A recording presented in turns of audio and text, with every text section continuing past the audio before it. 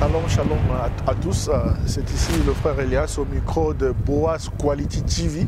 C'est la chaîne YouTube qui diffusera ces reportages. Nous sommes aujourd'hui un dimanche. On est présentement invité dans une communion fraternelle dans la maison du bien-aimé Sheridan, dans la ville de Yarmouth, dans l'État du Maine, aux États-Unis d'Amérique. Nous avons l'honneur de recevoir l'homme de Dieu, le frère Vava, qui vient du Massachusetts. Il est avec nous depuis un bout de temps, donc nous aurons à lui poser certaines questions par rapport à la parole. Et voilà pourquoi nous profitons de ces reportages pour pouvoir vous informer que ça se passera dès ici, dans le domicile du frère Sheridan.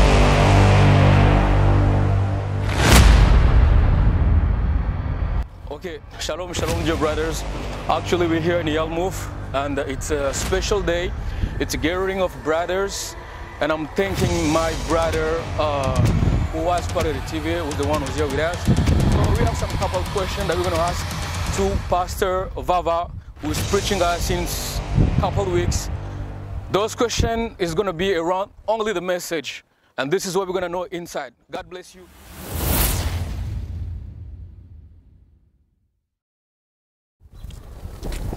Shalom à tous, shalom à toute la famille partout dans le monde entier, la famille chrétienne, la famille croyante du message. Nous sommes ici dans l'État du Maine aux États-Unis, plus précisément dans la petite ville de Yarmouth. Nous avions été reçus dans la maison du bien-aimé Sheridan, une communion très chaude, pleine de partage, de fraternité. Et nous avions profité, plus que la raison de la communion et la réception de l'homme de Dieu ici présent, le bien-aimé Vava, qui est basé dans le Massachusetts. Il passe désormais plus du temps ici avec nous. Nous avions profité de sa présence pour pouvoir sucer encore un peu plus le miel. Donc nous aurons certaines questions à lui poser. Shalom révérend. Shalom frère Elias. Amen, que vous venez aussi. Donc nous sommes contents de vous recevoir. Je ne vais pas vous flatter, je vous dis que vous êtes en train de rendre un grand service au peuple de Dieu qui est ici. Et voilà pourquoi ce n'est pas anodin qu'on vous invite ici sur ce plateau, sur cette chaîne YouTube, Boaz Quality, pour pouvoir vous poser un certain nombre de questions par rapport à l'actualité dans le message, bien évidemment. Okay, c'est un plaisir. Le plaisir est partagé. J'aimerais quand même que vous vous présentiez, bien aimé. Vous étiez en Afrique du Sud, je ne sais pas, au Congo-Brazzaville. Vous avez commencé votre ministère où, s'il vous plaît? Donc, je m'appelle le frère Varesh, de mon vrai nom, connu sous Varesh, mais je préfère plus être appelé Vava. Et c'est le diminutif de mon nom, par rapport à la signification de mon nom, qui a une signification indienne. Ouais. Je viens du Congo-Brazzaville et j'étais de passage aussi en Afrique du Sud, là où j'ai fait plus de 8 ans. Ouais. 8 ans, c'est là où on a œuvré et c'est là où j'ai prêché la parole à l'AN Voice Tabernacle. Vous avez commencé votre ministère plus précisément en Afrique du Sud ou bien? J'ai commencé mon ministère depuis le Congo, très bien, le Congo-Brazzaville. Et quand l'appel du ministère a commencé depuis 2012, oui. Et c'est par là que j'ai commencé à prêcher. Et par un groupe de prière. Oui, oui. Ma tante, ouais. Et à travers là, comme j'étais déjà dans le message et je connaissais déjà ce que le frère Branham disait à propos du ministère, ouais. Et comme j'étais aussi à la Pierre de Fête, une grande église, et je n'imaginais pas que j'allais prêcher là-bas par rapport à beaucoup de ministres et tout, et que le pasteur n'était pas là lui-même, mais je savais déjà que j'avais le ministère, je partais prier dans les bois pour ça. Et ensuite, j'ai commencé à prier à Dieu, que Dieu puisse me faire déplacer. Et c'est quand je suis arrivé en Afrique du Sud, c'est là où j'ai approché les pasteurs. Et j'ai dit au pasteur que non, j'avais un ministère. Et j'ai commencé à prêcher dehors avant de prêcher à l'église. C'est-à-dire, je partais faire les évangélisations dans les trains, au campus. J'ai prêché beaucoup dehors quand l'écho est arrivé à mon pasteur. Si je comprends bien, vous aviez commencé à pêcher dans le fleuve, pas dans une glacière, qui est une église locale. Exactement. Ah, très bien. Donc c'est à travers l'écho là que le pasteur s'était maintenant décidé de me mettre finalement derrière la chaire. Très bien, merci beaucoup. Je crois que ceux qui vont vous suivre ont bien entendu par rapport à votre parcours. Et d'entrée de jeu, j'aimerais aborder la toute première question. Loin de nous l'intention de vouloir créer des polémiques par rapport à ces reportages. On veut bien apporter certains sons de cloche venant d'une part ou d'une autre par rapport à certaines questions d'actualité dans le message, notamment la question de la politique. D'entrée de jeu, je vais prendre cette question. Pourquoi? Parce que y a un camp qui dit, ben voilà, la politique est du diable. Oui. C'est là qu'on appelle des ultra-radicaux, si je peux me permettre de les dire. Il y a un autre camp qui dit, puisque le prophète a dit que s'il faille qu'il y ait des meilleures personnes pour gouverner, il faut que ce soit le chrétien. Donc il y a d'autres qui ont pris ces bouts-là pour dire, ben voilà, le chrétien peut faire de la politique. On est sans ignorer que le prophète lui-même a dit que la politique était du diable. Ben, je ne sais pas quel sera votre point d'avis pour pouvoir concilier les deux points de vue. D'abord, dans le message, nous croyons ce que Frère Branham a dit. Ouais. Et Frère Branham étant un grand prophète de Dieu, il était prophète. Il y avait des questions où Frère Branham répondait directement et donnait son avis direct. Il y avait aussi d'autres questions où Frère Branham ouvrait deux branches ou deux brèches par rapport à la question. Et chaque prédicateur aussi a son avis personnel. L'opinion, c'est ce que Frère Branham dit, c'est ce qui fait même un prédicateur selon la manière qu'il voit les choses et selon la révélation aussi qu'il a. Donc, si je peux répondre sur cette question d'abord avec Frère Branham d'abord à l'appui. D'abord, nous devons d'abord comprendre qu'est-ce que la politique d'abord. Et la politique, tout le monde, la politique est partout. Ça c'est d'abord, la politique est partout. Parce que c'est la politique qui nous dirige et c'est la politique qui établit toutes les lois que nous avons dans un pays. Et c'est la politique qui régit tout. Donc, que tu veuilles de la politique ou non, la politique prendra toujours soin de toi, d'une manière ou d'une autre. C'est l'État. Donc, s'il vous plaît, bien-aimé révérend, j'aimerais vous mettre un peu de l'eau dans la bouche. Oui. Donc, à vous entendre parler, on peut être médecin et faire de la politique en étant médecin. Vous dites, ok. Mais dans cette question-là, d'abord, être médecin, c'est un métier. Oui. Et exercer, faire de la politique aussi, c'est un autre, c'est un métier. Vous voyez? Donc vous pouvez prendre une carrière politique. Oui. Une carrière politique, je dis que non, moi je fais la politique, je suis dans un parti politique, oui. J'exerce dans la politique, oui. C'est ça ma carrière politique. Très bien. Mais vous pouvez être médecin, oui. Vous œuvrez dans un pays, oui. Tout en vous travaillez sous la politique, le gouvernement qui est là, vous oui. Voyez? Étant médecin, vous travaillez. Vous comprenez? Oui, oui. Donc vous faites une partie, vous êtes dans le système là, mais vous n'adhérez pas à un parti. Mais j'ai l'impression que vous n'avez pas rencontré ma question. Pourquoi? J'aimerais ouvrir encore une brèche. Okay. Qu'entendez-vous par le fait que l'on dise que la politique est rentrée dans l'Église? Oui. C'est-à-dire que le système politique a rejoint le système ecclésiastique. Oui, oui. Voilà. Dans cette question-là, c'est au niveau de la stratégie, au niveau des comportements et la nature. Ouais. Parce que quand on dit la politique, il y a des compromis. Par exemple, la politique est rentrée dans l'Église, on parle au niveau des compromis. Ouais. C'est-à-dire que non, quand on compromet la parole, et quand on ne veut pas dire la parole la manière qu'elle est, la suivre la manière qu'elle est, et on prend des shortcuts, hein, des raccourcis. Et c'est ça que nous symbolisons, nous disons comme la politique est rentrée dans l'Église. Oui. Vous voyez, oui. La parole est là claire, mais vous prenez des raccourcis parce que vous ne voulez pas dire la chose exactement. C'est ça, faire de la politique. Là, revenons maintenant dans le vif. La politique, votre position sur la politique. Je vais par rapport à un croyant du message. Par rapport à un croyant du message, je vais d'abord lire Frère Branham et puis j'ai mon opinion à moi sur la politique. Très bien. Et Frère Branham dit dans le surnaturel, au paragraphe 39, il est en train de parler, il parle d'une petite ville de Owensboro qui se trouve au Kentucky. Donc nous avons une communauté qui se trouve au Kentucky, tout ça. Et il dit, il y a des hommes très influents ici dans votre ville. Je ne les connais pas, mais une ville de cette dimension ne pourrait pas se relâcher assez pour être une Sodome moderne, sans avoir des hommes influents. Vous voyez, donc il y avait une ville qui partait dans l'état d'une perversion totale. Ouais. Et Frère Branham parle que non, dans cette ville, il ne peut pas manquer des hommes influents. C'est-à-dire qu'ils vont utiliser de leur influence pour ramener la ville dans la droiture. Et Frère Branham continue, dit, mais cela dépend dans quel sens il laisse s'exercer cette influence. Quel genre de vie cela engendre. Si c'est sous la politique, ne peut rien dire à ce sujet. Nous avons besoin de la politique et tout. Nous avons besoin de la politique. Ça, c'est la citation. Parce que moi, je crois, Frère Branham, d'une façon où moi, je lis toutes les citations. Je ne peux pas me permettre que parce que j'ai une opinion, j'ai l'opinion sur quelque chose et que quand je vois une citation qui dit un peu le contraire de ce que moi je pense ou ce que je crois, je ne peux plus lire ça. Non. Ça là, déjà, je fais des compromis. Donc, Frère Branham me dit que nous avons besoin de la politique et tout. Vous voyez? Ouais. Et il dit encore d'entendre, reconnaître et agir sur base de la parole. 204, il dit la politique est corrompue. Nous avons besoin de la politique. Ouais. Mais là, il dit que la politique est corrompue. Ouais. Vous voyez? Ouais. Il dit que la politique est corrompue. Les démocrates, les républicains, eux, tous sont vils. Qu'est-ce? C'est un tas de pots de vin. Chaque personne qui travaille là-dedans, qui n'est pas né de nouveau, est du diable. Ça, c'est grave. Vous voyez? Donc, Frère Branham met un train sur la nouvelle naissance. Vous pouvez être un homme, né de nouveau, vous partez dans ce lieu-là, c'est que vous n'allez pas être corrompu dans ce milieu-là. Ouais. Mais il dit d'abord, quand vous partez dans ce milieu-là est déjà corrompu. Parce que c'est le royaume qui a été donné au diable.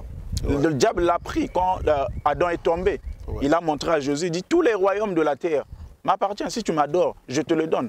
Ouais. Donc vous voyez que tous ces systèmes-là terrestres sont déjà corrompus. Ouais. Parce que cette civilisation auquel nous vivons, la civilisation, elle est corrompue. Ouais. Parce qu'il faut une nouvelle civilisation. C'est cette civilisation-là venant de Dieu que nous croyons. Ouais. Vous voyez, ouais. La civilisation-là de l'éternité que nous croyons. Maintenant, la civilisation de ce monde est déjà corrompue, d'office corrompue. Vous voyez? Mais s'il y a la corruption, je crois aussi quand il y a la corruption, il y a toujours des témoins. Dieu se réserve toujours des témoins. On peut être dans un lieu, il y a la corruption partout, mais vous trouverez toujours un fils de Dieu qui va faire mieux. Ouais. Mais cela dépend s'il est né de nouveau. C'est la condition que Frère Branham dit. Et il y a encore un autre point de vue, là où je vois dans mon sens, à moi de voir les Écritures. Moi, je crois bien que si quelqu'un est réellement né de nouveau, il ne va pas supporter être dans un milieu corrompu. D'accord. Il ne va pas supporter d'être dans un milieu corrompu parce qu'il sera un élément gênant. Peut-être d'autres personnes n'ont pas eu cette grâce-là. Nous autres, on a eu la grâce. Bon, pas la grâce, mais on a vécu avec des parents qui étaient peut-être dans ces milieux-là pour que nous puissions comprendre. Ouais. Dans les choses, nous puissions comprendre. Et j'ai beaucoup vu, j'ai beaucoup écouté. Et j'ai vu que non, c'était un faux milieu. Et dans cette optique d'idée, que faites-vous de l'écriture de Frère Branham qui dit « Ce sont les vrais chrétiens qui sont censés gouverner, occuper des hautes fonctions politiques ». Qu'en faites-vous? Oui, ça c'est normal. Ça c'est normal. Parce que... Est-ce que cette écriture-là ne pousse-t-elle pas le frère du message d'aller faire de la politique? Ou bien c'est juste une supputation, une tendance, une opinion, je ne sais pas? Non, nous avons dans la Bible, il doit y avoir aussi des types dans la Bible. Ouais. On a un Noé, non pas Noé, on a un Lot qui était maire. Et un Joseph gouverneur en Égypte. Un Joseph gouverneur en Égypte. Ouais. Et on a Lot aussi qui était maire aussi dans une ville comme Sodome. Ouais. Et il a gardé les vertus chrétiennes. Oui. Selon ce qui dit la parole, la manière qu'il était. Yeah. Mais quand nous allons encore plus loin de la révélation de la parole, Frère Branham nous dit que Lot était en rétrograde. D'une façon ou d'une autre, il était. Oui. Mais bien qu'il s'est gardé vraiment par rapport à la ville de Sodome et tout ça, là, oui. À tel point qu'il avait encore des filles qui étaient vierges. Oui. Vous voyez, il avait toujours ces vertus-là d'un chrétien, mais le milieu là auquel il était, oui. Il ne pouvait pas s'exprimer pour parler, montrer sa vraie nature.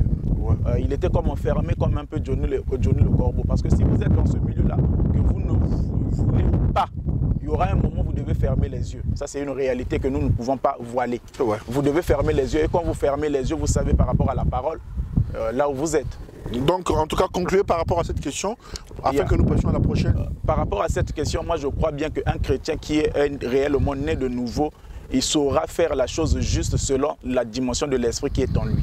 Si la dimension de l'esprit le pousse à être dans ces milieux-là, cela dépend de lui, c'est son témoignage. Mais si la dimension de l'esprit qu'il a et ne peut pas supporter ce milieu-là, le fera sortir, c'est aussi par rapport à la révélation qu'il a. Merci, une réponse équilibrée. Donc, révérend, vous savez qu'on est des Africains, un peu partout dans le monde, même ici en Occident. Le mariage n'est pas basé sur une quelconque dot que l'homme donne auprès de la belle famille.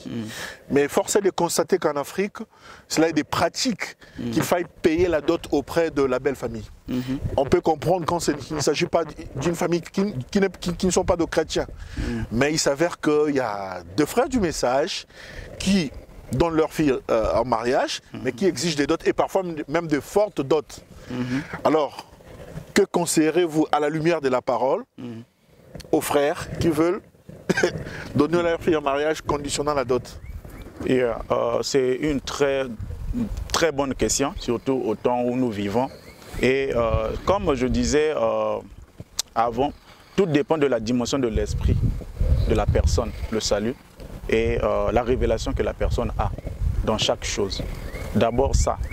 Et premièrement, nous savons que la dot en soi, par rapport à nos coutumes africaines, nous voyons que non, c'est la coutume. Et on amène ça dans un niveau tellement on exagère, surtout quand nous sommes dans la parole et nous sommes dans le message. D'abord, le messager lui-même, il vient des États-Unis, ils n'ont pas coutume de la dot. Il n'y en a pas. Voilà pourquoi dans le message, il n'y a pas une base des écritures, des citations qui peuvent appuyer cela. C'est une pratique observée chez nous en Afrique, là où un frère se laisse berner par la famille, alors que l'enfant que lui-même il a élevé, et le frère agit de la sorte. C'est là où je dis que nous comprenons simplement le niveau de l'esprit, de la révélation de la personne. Parce que moi, à mon humble avis, si Dieu me bénissait avec des filles, je ne crois pas que je vais demander une dot pour ma fille. Révérend, est-ce que vous savez que l'émission est enregistrée? Je sais que c'est enregistré, je sais ce que je dis. Je ne crois pas que je demanderai une dot pour ma fille. En tout cas, c'est retenu. Je ne crois pas que je ne demandera pas une dot pour sa fille. Donc je développe sur ça, et je ne crois pas aussi que je donnerai ma fille gratuitement. Alors? Développer alors? Vous comprenez maintenant? Parce que quand on veut obtenir quelque chose, tout s'obtient par sacrifice. Oui. On doit sacrifier quelque chose pour obtenir la chose quand on a la valeur de la chose. Oui. Donc, soit il y aura toujours quelque chose à sacrifier. Et il y a toujours un prix à payer dans tout. Et étant chrétien, on ne bénéficie pas des choses gratuites. Oui, même de manière symbolique. Mais le symbole là, cela dépend de quel symbole que je vais demander. Ouais. Ça peut être un avion? Non, peut-être ça ne sera pas peut-être moyennant les biens matériels, peut-être moyennant l'argent, peut-être que ça sera moyennant quelque chose qu'il va faire, un geste qu'il va faire, qui sera au moins un symbole pour prendre la fille. Parce que je ne peux pas la donner gratuitement et je ne peux pas exiger la dot parce que ce n'est pas la parole selon moi. Et à ce frère-là qui exige la dot, qu'est-ce que vous considérez? À ce frère, tout dépend de la dimension de l'esprit de la personne. Et il y a les modèles dans la Bible. On a vu quand Eliezer est parti chercher Rebecca pour son maître Isaac, il avait apporté les présents.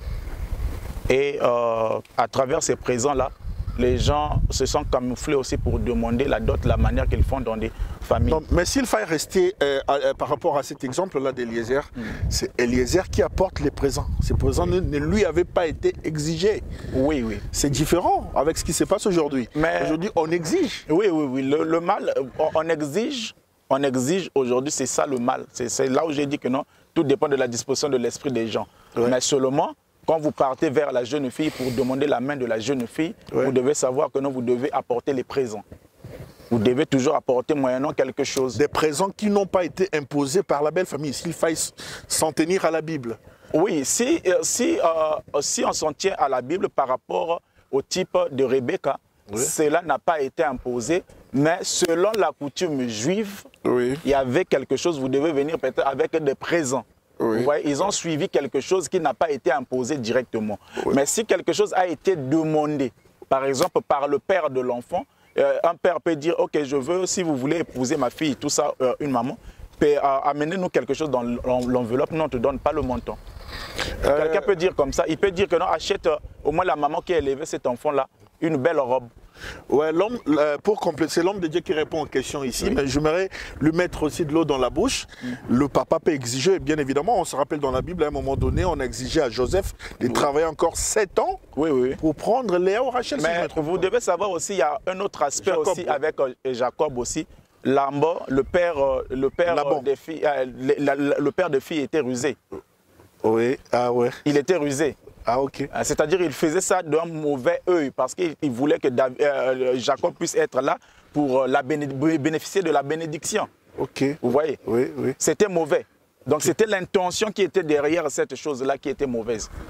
Bien que la personne avait déjà travaillé, avait demandé qu'il puisse donner un prix pour qu'il puisse prendre la jeune fille. Parce qu'il connaissait déjà que son oncle, la manière que son oncle est, ne peut pas donner quelque chose gratuitement. Voilà pourquoi devait travailler et acquérir ça au prix du travail. Ouais. Donc on retient de cette question-là que la dot, il faille qu'il y ait quelque chose de symbolique, étant africain bien évidemment. Oui, normalement ça doit être quelque chose de symbolique parce que quand vous appartenez à Christ, vous n'êtes plus, bien que vous êtes dans la famille, mais vous êtes dans la famille de Dieu. Et si vous croyez la parole, le message, vous êtes dans la famille du message. Oui. Et la famille ne peut pas vous influencer avec votre propre fille que vous avez élevée. Non, j'aimerais que vous puissiez marteler un peu là. La famille ne peut pas t'exiger sur la fille que toi-même tu as élevée. 400 casiers de bière, par exemple. Par exemple, dans un mariage, dans une dot, là où il y a la dot d'un frère, la fille d'un frère, on exige la boisson alcoolisée. Ça n'existe pas. Ok. Merci beaucoup. Je crois qu'on a retenu l'essentiel par rapport à cette question. Bon, révérend, il y a quelque chose qui est en vogue, à la mode. Il y a certains pasteurs qui imposent. Ils disent que moi, je suis votre pasteur. Désormais, pour chaque fille, exigez $500. Que pensez-vous par rapport à ça? Il fait un peu de trop. A-t-il tort? Mais après, le pasteur, c'est le mari spirituel de l'église. C'est lui le chef à l'église. Qu'est-ce qu'on en fait, cette déclaration-là? Vous venez même de répondre vous-même à la question parce que quand il s'agit de l'église locale, le pasteur a la responsabilité selon ce qu'il juge bon dans son église. Et quand le pasteur a décidé dans son église que non, ça doit être $500 dans son église, il a le plein droit. Et nous, à l'extérieur, on n'a plus rien à dire. Mais attends, avec ce genre de position, ne voyez-vous pas que ça donne un peu une odeur de dictature? La religion, ce n'est pas une démocratie? Non, vous comprenez que dans la religion, quand vous êtes dans une église locale, ouais, l'ange de l'église locale, c'est le pasteur qui est là. Ok. Ça, on ne peut pas défier cette autorité-là. C'est comme ça, c'est établi par Dieu et Dieu aime ça, Dieu a agréé ça, c'est comme ça. Ce n'est pas une dictature. Parfois, le pasteur, il est poussé par rapport à ce qu'il voit, ce qu'il a entendu. Il a eu des consultations avec des familles également et il est tombé sur un terrain d'entente, un montant qui va réglementer, qui va faire le bien à tout le monde. Et il vient avec ça. Vous le ferez, vous. Je tiens à signaler aux téléspectateurs que le révérend est pasteur dans le Massachusetts. Je me pose bel et bien la question de savoir s'il prend cette position-là parce que lui-même est pasteur. Il veut bien tirer un peu le drap de leur côté ou quoi? À votre avis, vous fixerez un montant dans votre église ou? Non, je ne ferai pas ça d'abord. Je dis d'abord, si Dieu me donne les enfants, ma propre fille, je ne vais pas demander la dîme. Alors, comment est-ce que je peux fixer le montant sur les enfants et la dot plutôt. Oui. Comment est-ce que je vais fixer un montant sur les enfants de Trouy? Non, je ne crois pas ça. D'accord, merci. Donc, on passe à la troisième question. Cette question-là, on rentre vraiment dans les questions fondamentales du message. Nous ne mourrons pas tous. Là, on est dans 1 Thessaloniciens 4. Nous ne mourrons pas tous. Essayez de marier cette position-là avec la chair et le sang ne verra pas le royaume des cieux. Puisque la chair et le sang, c'est ces corps-là. Ça ne verra pas le royaume des cieux. De facto, ça veut dire que ce corps devra mourir. Mais il y a quelque part où l'on dit, nous ne mourrons pas tous. Qui est-ce qui doit mourir et qui est-ce qui ne mourra jamais? J'aimerais que vous puissiez répondre à cette question. Ok. Bon, cette question est vraiment d'ordre doctrinal. Vraiment d'ordre doctrinal. Et vous savez, aujourd'hui, il y a quelque chose et un vent déplorable dans le message que nous croyons. Beaucoup de gens ne supportent pas la position des autres. Et quand quelqu'un s'exprime pour voir la manière qu'il voit les Écritures, à tel point que ça crée des ennemis et ça crée des divisions. Ouais, j'aimerais compléter en fait.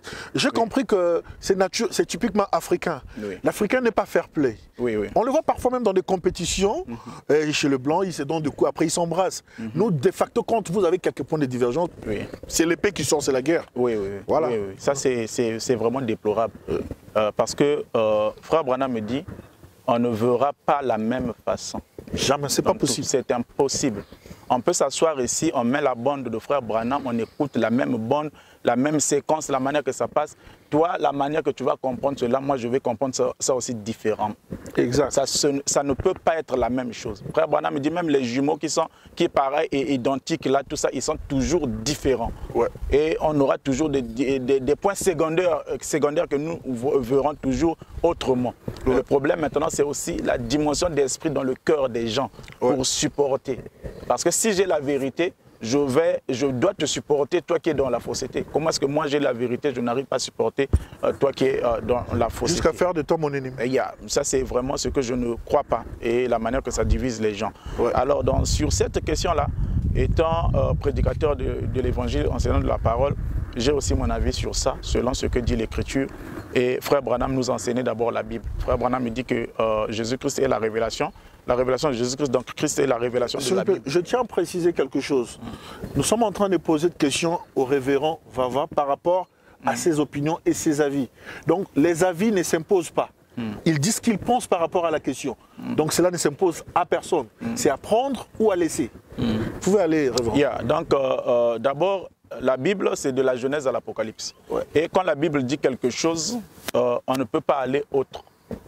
D'abord, on ne peut pas aller autre. Ouais. Voilà pourquoi vous voyez même dans la question même de Adam, quand la Bible dit le premier et le dernier, on ne peut pas aller autrement. Vous voyez, quand vous partez autrement, vous allez ajouter dans la Bible. Et quand la Bible dit que non, nous ne mourrons pas tous. Oui. Nous ne mourrons pas tous, exactement les mots que Paul a dit. C'est dans la Bible, on ne peut pas contourner cela pour dire que non, tous nous allons passer par la mort. Ouais. Mais nous savons aussi que tous aussi nous devons mourir, d'une manière ou d'une autre. C'est ce que même nous avons prêché aujourd'hui à l'église. Donc d'une manière ou d'une autre, on doit passer par la mort. Parce que c'est ça le cycle des 4. C'est ça la procédure. Il y a la vie, il y a la mort, l'ensevelissement et il y a la résurrection. Vous voyez? Donc si vous ne passez pas l'étape, là vous sautez les étapes, là ça dépend que de vous, de la manière que vous voyez. D'autres disent par rapport au changement, parce que ça dit que non, nous serons changés. En un clin d'œil, en un instant, nous allons changer. Mais ce changement, quand ça s'opère, par exemple, vous êtes peut-être dans la trentaine révolue, et quand ça change, vous redevenez un jeune homme, peut-être de 21 ans, 20 ans. Mais pendant ce changement-là, ce qui s'est passé dans ce changement-là, il y a quelque chose que tu as laissé. Parce que tu pars d'une habitation à une autre habitation. C'est la translation. Donc tu laisses quelque chose. Une habitation qui voilà laisse place pourquoi à une même autre. Élie, vous voyez Élie quand il montait, il a laissé le manteau. Il ne pouvait pas rentrer avec le manteau. Vous devez laisser quelque chose parce que ça là, ça ne va pas hériter le royaume des cieux. Il vient de la terre, il rentre. Ça ne va pas hériter le royaume des cieux. Ça, on peut le dire, je peux le dire aujourd'hui jusqu'à demain. Je ne serai jamais fatigué à le dire. Parce que ce corps ici, c'est le péché. C'est l'acte sexuel. C'est le péché. Elle est déjà condamnée. La condamnation par représentation. Elle est déjà condamnée comme ça. Elle doit mourir. Et c'est le grain de blé. Frère Branham compare notre vie au grain de blé. Quand vous enterrez le grain, et ça doit pourrir, ça doit mourir. Pour que ça puisse faire sortir le germe de la vie et pour que ça puisse germer. Vous voyez déjà. Donc d'une manière ou d'une autre, vous devez mourir, vous devez laisser quelque chose. Si vous ne mourrez pas, il n'y a pas la vie pour vous. Très bien. Donc vous voyez. Et il y a aussi une chose aussi. D'abord, nous aimons la vie. Et c'est par l'amour de la vie qu'on peut aussi dire que non, nous ne mourrons pas tous. Oui, nous ne mourrons pas tous. C'est l'écriture biblique qui est là. Mais nous ne savons pas quelle est cette génération-là, ou bien quels sont ces gens-là qui seront vivants pour accomplir cette écriture-là. Parce que quand je vis ici, c'est incertain. Je ne connais pas le jour de mon départ. Donc je ne peux pas poser mon espérance sur cette partie de l'écriture pour dire que non, moi je serai changé, je vais traverser vivant. Donc je ne connais pas. Si je vous comprends bien, même ceux qui seront présents lors de cet événement-là devront laisser une casaque sur terre et partir avec autre chose. C'est à ce moment-là que la deuxième question, dans la même question, revient. Quelle est cette partie dans le corps de l'humain qui ne meurt pas, qui ne mourra pas? Mais c'est l'âme de l'homme. C'est l'âme de l'homme, c'est le vrai toi. C'est l'âme de l'homme, c'est le vrai toi. C'est l'âme de l'homme, c'est le vrai toi. Parce que ça là, c'est le négatif. Frère Branham, j'ai les citations ici. Frère Branham me dit que ça, là, c'est le négatif. Ça ne peut pas rentrer. L'autre place là-bas, il dit quoi? Il dit, c'est quoi? Le temple de pestiféré. Vous voyez, ça ne peut pas rentrer parce que c'est le péché. Même avec le Saint-Esprit en toi, expérimente ça. Il y a des moments où tu as des pensées négatives. Il y a des moments où tu as des désirs contraires au normal avec le Saint-Esprit. Tu n'es pas immunisé. Frère Branham même dit ça, il parle même de lui-même, il dit que je ne suis pas immunisé contre le péché. Il dit, je dois faire les efforts. Vous voyez, ce n'est pas la fin, je dois faire les efforts. Ça te montre que ça là ici, c'est temporaire. Ce n'est pas la fin. Vous voyez? Mais quelque chose doit se passer qui va te ramener, qui va te faire passer du négatif au positif. Et ce passage-là, la mort, c'est juste un passage, c'est un couloir. C'est un couloir, c'est juste un passage. Merci beaucoup. Donc, ce que je retiens de cette question, c'est que quand on parle de la mort, dans les constituants humains, il s'agit du corps physique venu de la terre, mais l'âme d'un croyant, c'est celle-là qui ne meurt jamais. Oui, oui, oui. L'âme d'un croyant, c'est celle-là qui ne meurt pas. Oui. Et par la grâce de Dieu, en 2015, si je peux me permettre de le dire, peut-être que ça va aider peut-être quelqu'un. Je sais que parfois d'autres personnes ne sont pas sensibles à ces choses, mais Dieu, par sa grâce, il fait parfois vivre d'autres personnes aussi des expériences. Oui. En 2015, j'ai eu une expérience, une nuit de l'enlèvement, la disparition. Wow. En 2015, je dis ça devant Dieu, alors que j'avais déjà la barbe, et j'avais déjà la barbe parce que j'étais déjà dans plus de 20 ans, 25 ans. Vous pouvez nous la partager brièvement? Oui, oui, oui. Et j'ai vu une sœur devant moi disparaître. Et moi, j'ai su que c'était l'enlèvement. Wow. J'ai su que c'était l'enlèvement. Le temps où je parlais, Seigneur, automatiquement, quand je voulais dire quelque chose, j'ai automatiquement disparu. Quand j'ai disparu, changé directement, je n'avais plus de barbe. Je n'avais plus de barbe.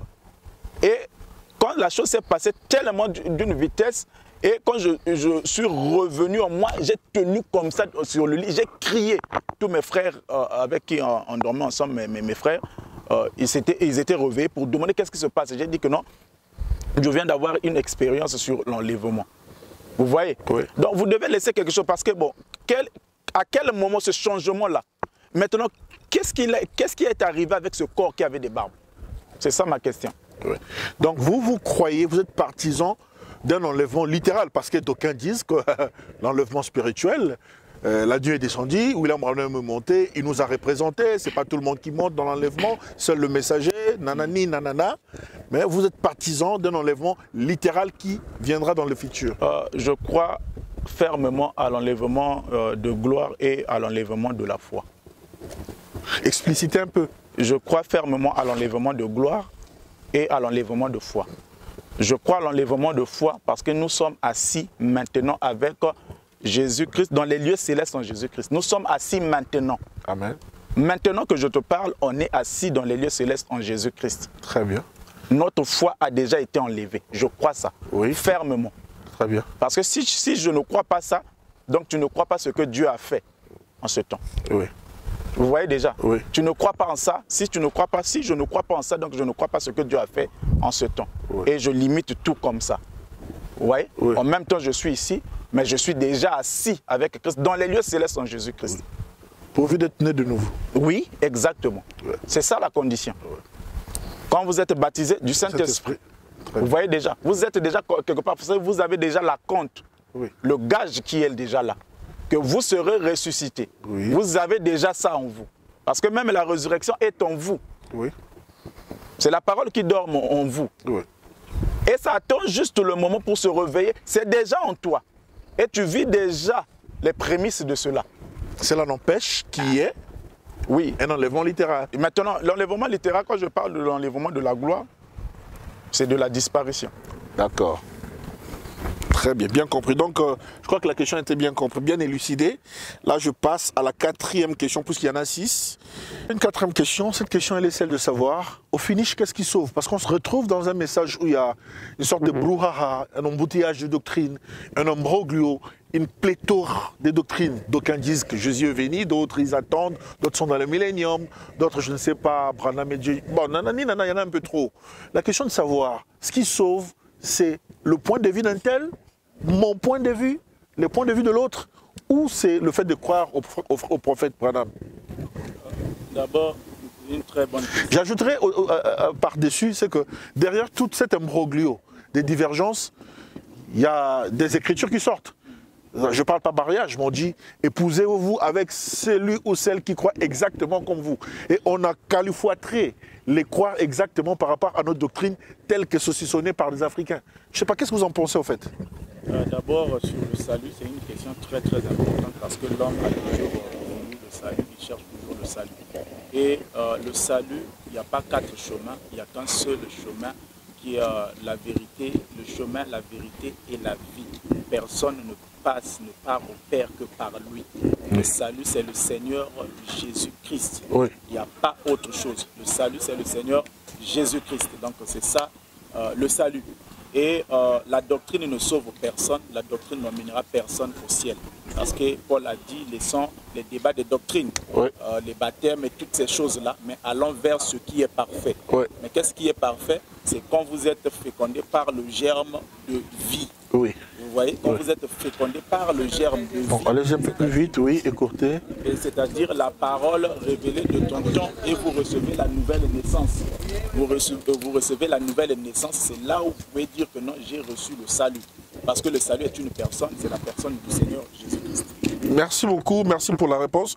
La 5e question est celle de savoir, révérend, aucun verset biblique, en tout cas à mon humble avis, à moins que vous en ayez, ne condamne la consommation de l'alcool, sauf l'ivrognerie. Mais d'où vient le fait que le chrétien ne prenne pas l'alcool? Bon, pas tout le chrétien, hein, parce qu'on se dit tous chrétiens. Bien sûr, sur la consommation de l'alcool, comme vous avez dit d'abord les chrétiens, là, parce que tout le monde s'appelle chrétien, tout le monde a le nom de chrétien. Il suffit qu'il croit au Seigneur Jésus-Christ, la manière qu'il a été enseigné, il se dit déjà qu'il est chrétien. Mais frère Branham nous dit, on s'appelle chrétien. Un chrétien, c'est quand vous êtes né, vous êtes baptisé du Saint-Esprit. C'est là que vous devenez réellement chrétien. Ouais. Avant, vous êtes seulement en voie de devenir chrétien. Oui. Et parce que être chrétien, c'est la vie de Christ en vous. Oui. Et les modèles que nous avons, nous ne croyons pas qu'un chrétien peut prendre la boisson. Oui. Parce qu'il est dit que c'est interdit, c'est défendu de prendre les liqueurs forts. Et par rapport à la révélation que nous avons du modèle de l'âge que nous croyons dans le message, il lui a été dit, ne bois pas, ne fume pas, ne souille pas ton corps. Merci. Bien que d'autres peuvent se camoufler pour dire que non, c'était la commission, sa commission à lui. Oui. Mais nous voulons exactement ce que lui était. Vous êtes le modèle de Branham, je comprends. Merci pour la réponse. La toute dernière question est celle de savoir. Révérend, je parlerai, c'est par rapport à la polygamie. Je dirais ceci. La Bible a connu 4 grands patriarches. Il y a Abraham, il y a Jacob, qui est le fondateur de l'État d'Israël, il y a David, il y a Salomon. Ces 4 grands patriarches parlaient des bouches à l'oreille avec Dieu. Mais qu'est-ce qui fait qu'ils étaient tous polygames sans que Dieu n'en fasse mention? Sans que Dieu dise à David, mais toi David, tu avais commis un péché d'être polygame. Toi Abraham, tu as commis un péché d'être polygame. Toi Jacob, tu as commis un péché d'être polygame. Qui plus est, il a dit que David, c'était l'homme, c'est l'homme en cœur avec 500 femmes. Les gens diront que c'était l'Ancien Testament. Mais quand on vient dans le Nouveau Testament, dans Timothée, il dit, celui qui aspire à la charge d'évêque d'être marié à une seule femme. Mais celui qui n'aspire pas à la charge d'évêque, qu'est-ce qu'il fait? Vous pouvez répondre à la question? Donc c'est une très bonne question. Celui qui n'aspire pas à la charge d'évêque doit, selon la manière que tu as reformulé ça, doit faire ce qu'il veut, parce qu'il n'est pas un évêque. Mais quand nous prenons les types au niveau du Nouveau Testament, nous ne voyons pas une personne qui n'était pas évêque, qui a eu 500 femmes. On ne retrouve plus ça. Dans tout le Nouveau Testament, on ne retrouve plus ça. On a Philippe qui n'était pas évêque, qui était un évangéliste. On ne l'a pas vu avec 500 femmes. Nous avons tous ces disciples-là qui étaient ensemble et tout ça. Nous n'avons pas écouté un témoignage quelque part, quelqu'un avec beaucoup de femmes. Donc tout l'Ancien Testament, c'était des ombres. C'était des ombres. Et vous savez que non, il y a le changement des alliances. Et quand il y a eu le péché, ça avait changé. Voilà pourquoi quand on est venu vers Jésus pour lui demander la question sur la lettre de divorce, Jésus les a renvoyés. Il dit que non, au commencement, ce n'était pas comme ça. Ce n'était pas ainsi. Dieu avait créé, il y avait un homme et il y avait une femme. Point barre. Et aussi, nous avons le modèle de l'âge, celui qui nous a apporté la révélation. Disons que non, c'est lui qui a autorisé la polygamie. Lui-même n'était pas polygame. Donc ça veut dire que non, il devait être un véritable, un enseignant qui n'a pas vécu sa propre parole à lui-même. Parce que si c'était une révélation qu'il croyait réellement, c'était sa révélation à lui, il devait aussi exercer ça au cours de sa vie. Parce que la parole, le messager vit son message. Oui. Exactement. Ouais. Et donc le messager et le messager sont un. Ouais. Comment est-ce que le messager peut apporter une révélation sur la polygamie et pour autoriser la polygamie et lui-même n'a pas été polygame? Ok. En tout cas, merci beaucoup. Je crois que c'est la fin de notre émission. Que Dieu vous bénisse. Vous allez suivre cette émission sur la chaîne Boaz Qualité TV, sur YouTube. En tout cas, c'est un plaisir de vous recevoir, révérend. Que Dieu vous bénisse. Merci beaucoup, mon frère.